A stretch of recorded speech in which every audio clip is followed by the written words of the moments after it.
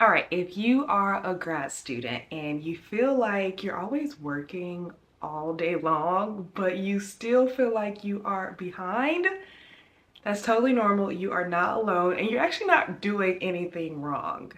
Grad school isn't like undergrad, and often it lacks structure. And we realize, like, I didn't realize how much I depended on structure in undergrad until I got to grad school, and there wasn't that structure that I was so used to depending on to actually make progress, let me know that I'm on the right track, help me understand what expectations are on me. So grad school is so different in that way. You could literally be working 24 hours a day, 7 days a week, and still feel like you haven't done enough work when you're in grad school. And that feeling where it's like, oh my gosh, there's still more work to be done, it's not actually a personal failure on your part. It's typically more of a systems problem. So in this video, I am going to break down why grad students struggle with this, like this feeling that you're always working, but it's just never enough.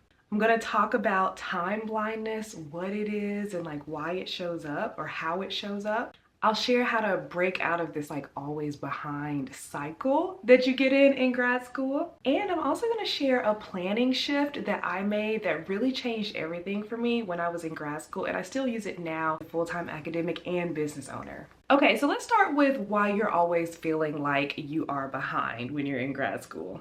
Reason number one is you often never feel like you're done. And this is because there's really no like clear start and stop days. Beyond like getting your degree at the end of it, it's sometimes really hard to find these milestones to say, okay, I completed this thing, great job me. In grad school, we have these like big open-ended tasks like write paper, or maybe it's like the biggest paper of your life, your dissertation. Or maybe you put on your to-do list, do research, or read.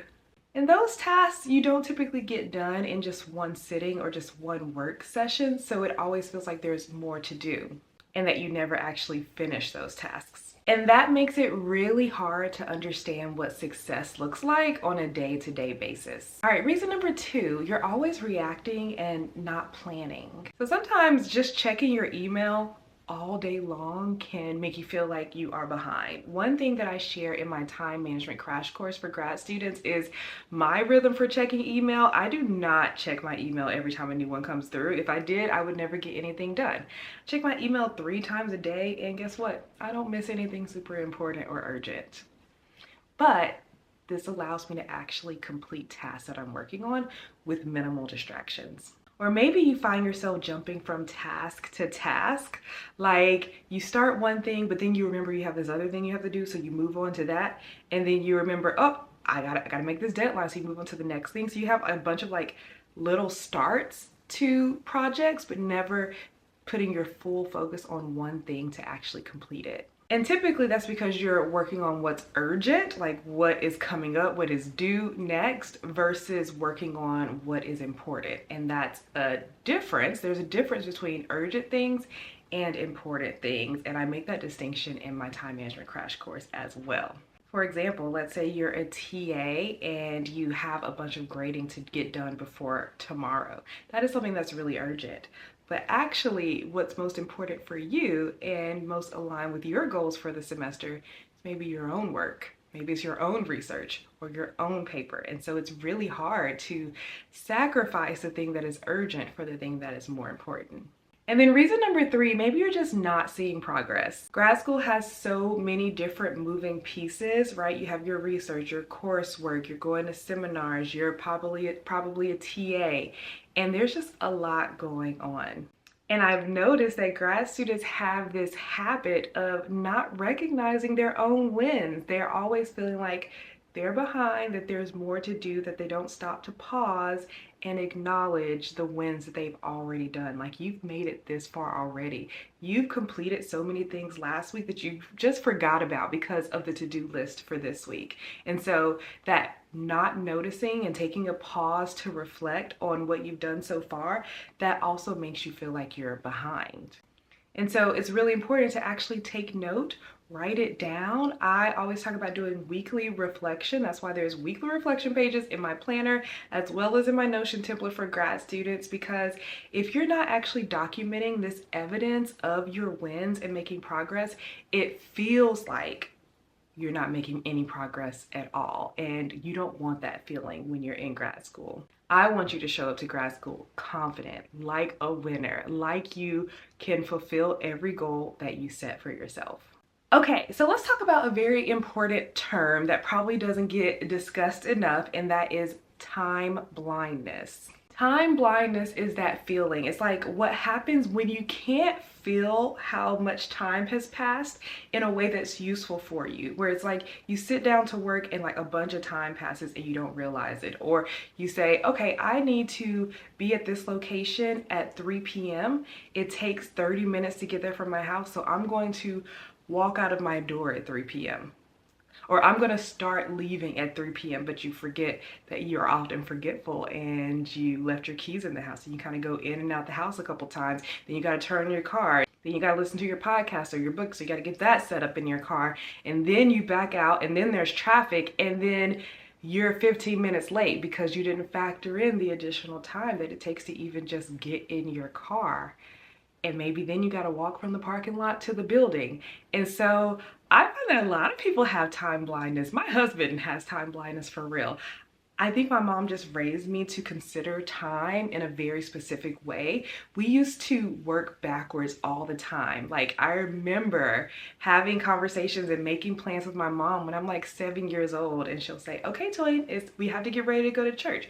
Church starts at 11 a.m. That means we need to be there at 10:45. That means we need to leave the house at 10:15, which means we need to be ready by 10. Like, we would do that every single day, and that helped me so much. And I think that is part of what made me so great at time management. And now I'm sharing these tips and skills and strategies and practices with you. So if you do struggle with time blindness, let me know in the chat. Like, is this a struggle for you? Do you often underestimate how long things take? Do you lose track of time while you're working? Do you plan your day as if everything is going to take the exact same amount of effort? I notice that people who have time blindness, they often won't leave enough time to rest or recover, because to them, time feels either infinite or that it's evaporating. And in grad school, this is made so much worse because your schedule is super flexible, but at the same time, filled with deadlines, and you're juggling a lot of things: reading, writing, teaching, doing your research, and like just being a human being, because you have to make time for that as well. So I'd love to know, let me know if you struggle with time blindness. This is something I talked about inside of my time management workshop. 3 reasons why grad students struggle with time management, and time blindness is like the #1 thing. All right, so now let's talk about that always behind cycle. So here's what happens. #1, you feel behind. So then you overcommit yourself so that you can catch up. I feel like I'm doing a lot of air quotes in this video. And after that overcommitment, then what happens? You burn out. Because you have to recover from that burnout, you fall behind again. And you feel guilty about that, and then you overcommit, and then you burn out, and then you fall behind, and that cycle just repeats over and over and over again. Has that ever happened to you? So let's maybe stop that cycle, right? Let's break that cycle and try something new. Try something different this semester in grad school and see, does it make a difference for you? So I'll share what helped me in grad school and what helps me now as I'm juggling different things like teaching, doing my business, and my family. So this is a lot that I have on my plate. So I'll tell you like the shift that really helped me.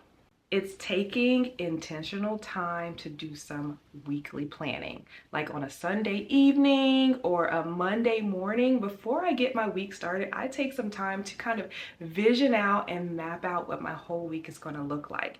And not in a rigid, super strict way, just keeping top of mind what my main goals are. Am I going to make progress on those main goals? Keeping track of what is urgent. Okay, what do I really need to for real get done this week, and how can I fit that in along with the things that are also really important to me? And so just that tiny shift can help so much, especially with the awareness that maybe you have some time blindness, building in some buffer time, that really helps as well. So, but it's good to actually start your week making a plan when you're in a lower stress state, than trying to figure out what to do on the fly when you're in the middle of the week after overcommitting, after working on urgent things, and you're kind of just like, all right, I need to do this, and then you need to do this, and not building in that buffer time, not building in that rest, overcommitting, and all of those things. So this week, and if it's a Monday or a Sunday when you're watching this, do a planning session for yourself for the week. I know for me, when I started intentionally planning every single week, I stopped trying to do all the things every single week. I started just asking myself, okay, what are the 3 most important things that I need to get done this week? And the way I chose these things is part of a strategy called prioritization. Like, what are my priorities for the week? And this is something you get better at as you practice this. But the way I like to think about it is, if I made it to the end of the week and did nothing but these 3 things, I would feel so good about myself. I would feel so successful. I would feel that I've made progress. So what is that for you this week? What are the top 3 things that you need to get done this week? And once I figure out my top 3 things, then I plan intentional time for rest and also intentional time for creative brain space, whatever that looks like for you. For me, I have a business, so I like to take some time to do visioning work for my business. Maybe you like to sew or crochet. Maybe you like to go for walks or go to yoga, or just whatever else. Put that in your weekly plan as well. And it's super easy to do this weekly planning when you have a system that helps you and is built to help you create this plan for yourself. And let me go get it. So this is my planner that I made for grad students. I have the physical version, you can get the PDF version, or you can use my Notion template for grad students. It all helps you do this, but there is a specific page for weekly reflection, and then right after it, when you're ready to plan the next week, your weekly planning session.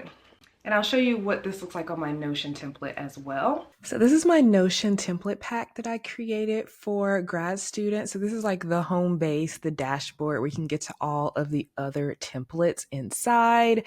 The one that I want to talk about today is in the productivity section. This is the weekly planning. And so this is how I recommend you plan every single week. So when you come in and do your planning for the week, you can do your brain dump, get your reminders from your email, get your priority list. I talk about this in my time management crash course. And then you can create your focus and to-do list for each day. And then end with reflection.